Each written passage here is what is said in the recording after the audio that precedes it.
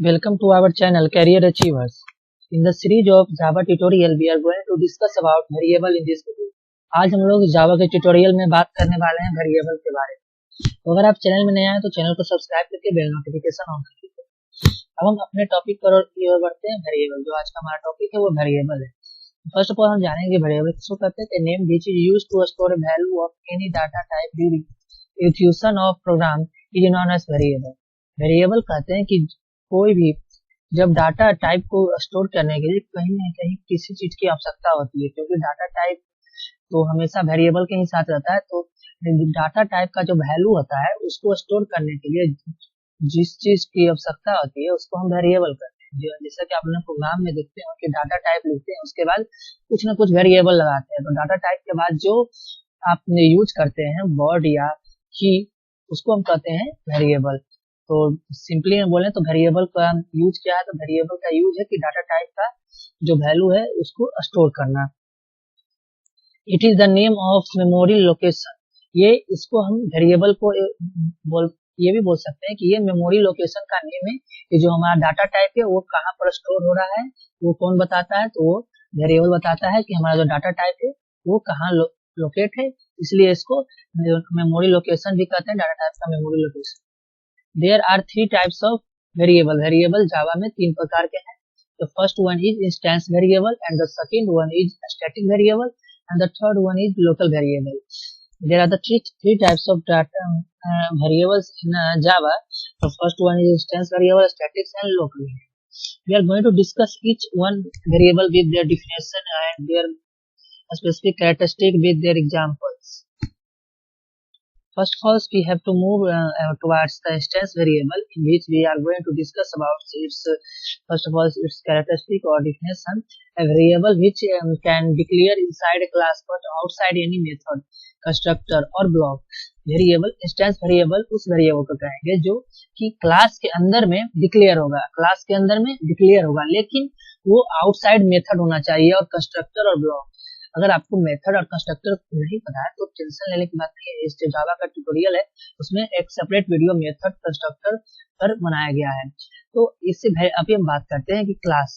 तो अगर क्लास के अंदर जो वेरिएबल डिक्लेयर्ड है उसको हम कहेंगे इंस्टेंट वेरिएबल, उसको हम कहेंगे इंस्टेंस वेरिएबल जो क्लास के अंदर है, और जो क्लास के बाहर है उसको हम कहते हैं लोकल वेरिएबल। तो अभी ये फिलहाल हम जानेंगे कि जो क्लास के अंदर है उसको हम कहते हैं इंस्टेंस वेरिएबल, और instance variable are also variable of object commonly known as field और प्रॉपर्टी।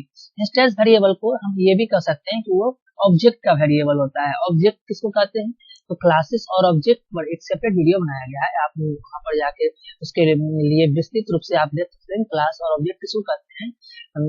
आई बटन पर आपको शो हो रहा होगा।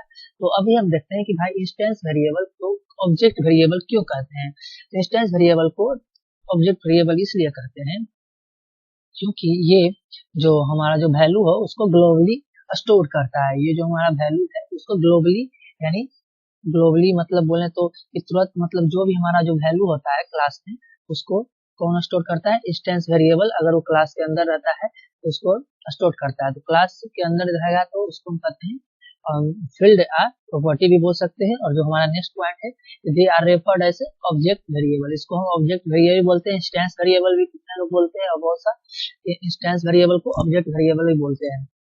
तो इसका अदर नेम पूछेगा कि इंस्टेंस वेरिएबल का अदर नेम तो ऑब्जेक्ट वेरिएबल भी हो सकता है। Each object has its own copy of each variables and thus it does not affect the instance variable if one object changes the value of variable। इसमें है कि अगर इसको ऑब्जेक्ट वेरिएबल क्यों कहते हैं, इसको ऑब्जेक्ट वेरिएबल इसलिए कहते हैं क्योंकि अगर जो इंस्टेंस वेरिएबल का जो वैल्यू है वो अगर इसमें है कि अगर सभी जितना भी ऑब्जेक्ट हम लेते हैं, क्लासेस और ऑब्जेक्ट पढ़ेंगे, जितना भी ऑब्जेक्ट हम लोग लेते हैं वो सब का अपना अपना मीनिंग होता है, सबका एक अपना कॉपी होता है, क्योंकि ऑब्जेक्ट हमेशा कॉपी होता है। तो ऑब्जेक्ट हमेशा जो होता है एक उसका सेपरेट कॉपी होता है, और अगर उसमें हम कुछ चेंजिंग करते हैं, अगर एक भी ऑब्जेक्ट में कुछ चेंजिंग करते हैं तो इसका वैल्यू में परिवर्तन आ जाता है। तो इसको हम अगर ऐसा होगा तो हम क्या बोलेंगे, इंस्टेंस वेरिएबल बोलेंगे, क्योंकि वो इंस्टेंस वेरिएबल नहीं है। लेकिन अगर अगर ऑब्जेक्ट का जो वैल्यू में हम वेरिएशन करते हैं और वो उसका इफेक्ट वेरिएबल पर नहीं पड़ता है तो उसको हम कहेंगे इंस्टेंस वेरिएबल। कि अगर ऑब्जेक्ट का वैल्यू में कुछ परिवर्तन किए और उसका जो परिवर्तन है वो इंस्टेंस वेरिएबल में देखने को नहीं मिलता है।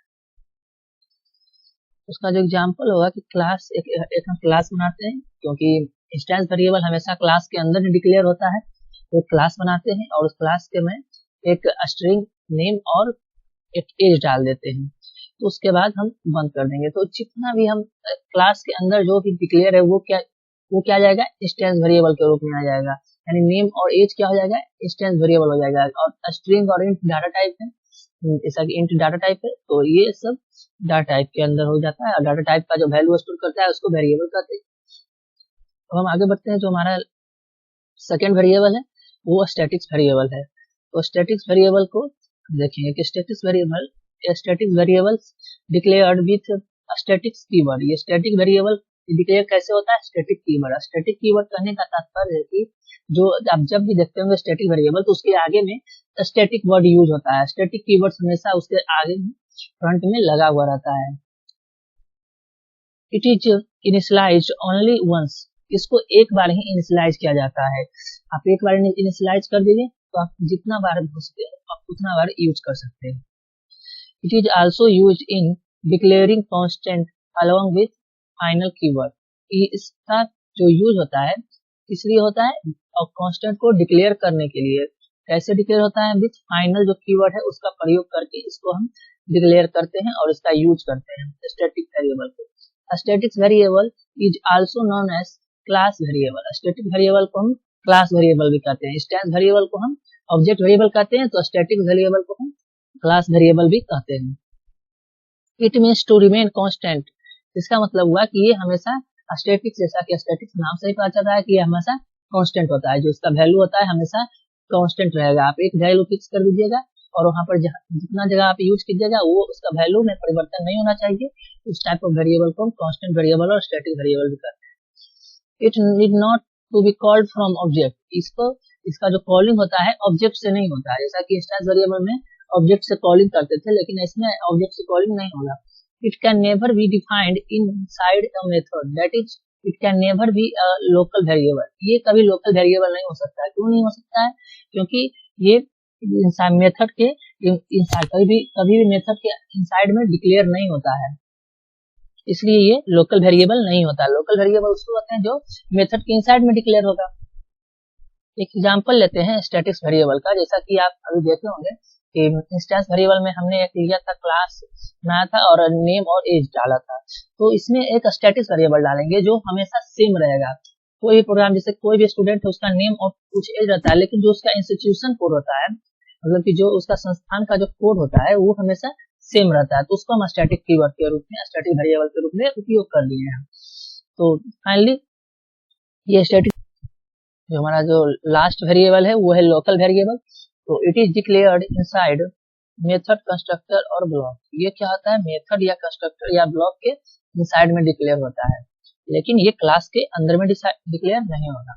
Local variable are initialized when method, constructor और block start end will be destroyed once its and.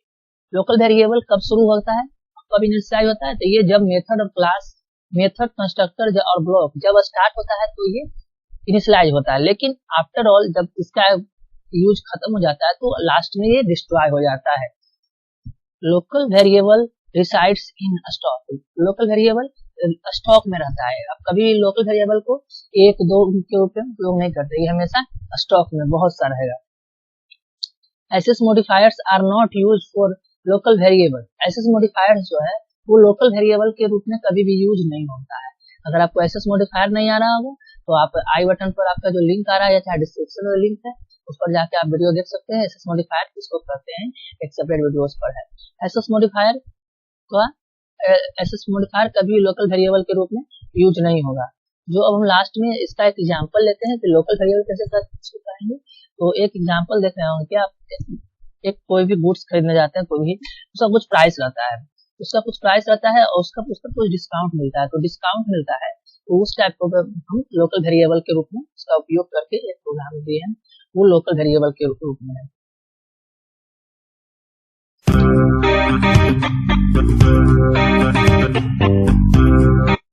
Video अच्छा लगे तो लाइक, सब्सक्राइब और शेयर जरूर कीजिएगा।